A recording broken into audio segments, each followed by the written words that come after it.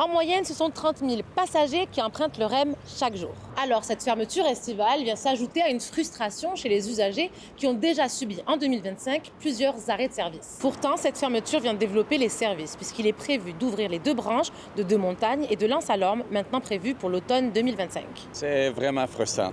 Parce que l'option d'aller à 5... Je travaille vraiment downtown à Ville-Marie, c'est 7 minutes d'ici. Trouver des stationnements, puis payer des stationnements, tout ça, ça va être difficile. Au moins, il y a les bus, puis c'est ça, les navettes qui sont offertes, mais c'est moins accommodant que le REM, disons. On ne voit pas de pancarte qui nous dit les navettes vont partir de tel endroit, mais sinon, c'est pas évident là, pour trouver quelle des navettes prendre pour se rendre au centre-ville. De début juillet à la mi-août, le train léger sera donc complètement fermé. Et sans surprise, la STM et les réseaux de transport de Longueuil maintiendront un service régulier tout l'été avec leurs autobus. Mais à Longueuil, un conflit de travail pourrait bien se préparer puisque le RTL s'est doté d'un mandat de grève. Si le gouvernement ne réagit pas, ce sont 750 chauffeurs d'autobus qui s'arrêteront et perturberont l'été. C'est que si le RTL reste sur leur position, c'est sûr et certain qu'éventuellement, ils nous poussent vers un conflit. Donc, c'est le message qu'on veut leur lancer. En fait, c'est 750 chauffeurs. On a déjà le mandat de grève depuis le mois d'avril, qui a été obtenu à 99,03 %.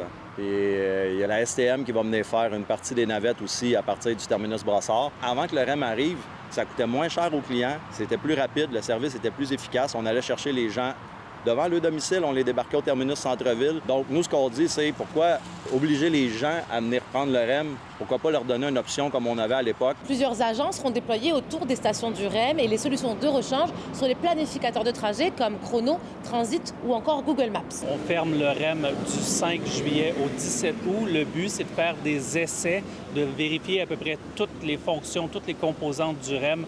Et on aura un crescendo d'intensité de manière à vérifier à peu près tout ce qu'il y a à vérifier avant les prochaines étapes qui vont mener à la mise en service l'automne prochain. Il faut réaliser que le REM, tel qu'on le connaissait, c'est un réseau d'à peu près 16 km, 5 stations.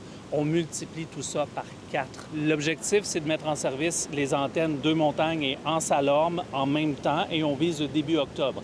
Une chose qui est importante à souligner, par contre, c'est ce qui va dicter avec précision la suite des choses. Ce sont les essais qui débutent la semaine prochaine. L'objectif, c'est d'offrir ce qu'on appelle un taux de disponibilité de 99 % et plus à nos usagers, peu importe le moment de l'année. L'indice de satisfaction du REM en 2024 était en hausse par rapport à 2023, selon une étude de l'université McGill. Voyons maintenant si la fermeture des services entre le 4 juillet et le 17 août va pérenniser cette relation. À Montréal, Lila Mouche pour Nouveau Info.